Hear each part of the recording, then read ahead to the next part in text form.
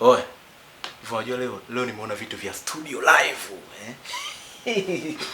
Hivi unajua hichi Kiamida unajua kichombo fulani cha ukweli sana. Afu kama naanza kumuelewa fulani hivi. Wewe. Oe, kivipi tena? Wewe ukaone jinsi kalivyo. Yaani kwanza ni kamodo fulani hivi, sawa Afu akaje kuwa na kiburi. Yaani kiukweli mimi kananiingia akilini. Yaani kananijia mawazoni. Nakafikiria. Unajua ndio maana Mary anasema Amida ameenda kwa mganga.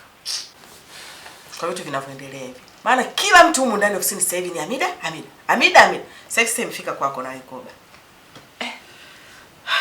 Kazi tunayo. Lakini mimi naamini kabisa wakati wa Mungu ndo sahihi. Muda mwingine unaweza ukajiuliza kwa nini labda unahangaika kwenye mapenzi wakati wako hujafika.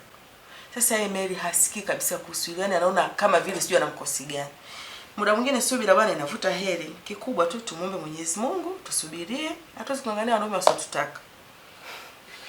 Haiseki kweli. Hii imekuwa noma sana. Kweli Amida huko ndani kawa gumzo.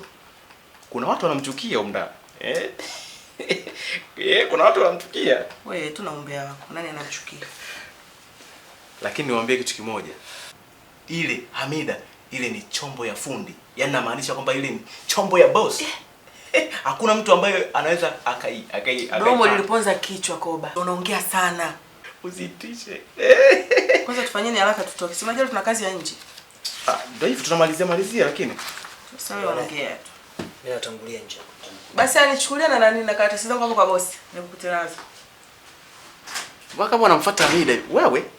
Unaongea sana. Acha nitetee moyo bwana.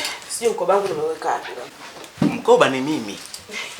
Nasikia sasa nikosa jina hichi Koba. Koba ni mimi, Kwa nini unazilia ofisi? Haya. Kama bosi alivyosema na wakata mshahara kila anayetoka nje. Anaenda lunch kabla ya muda. Kata. Ngoja mimi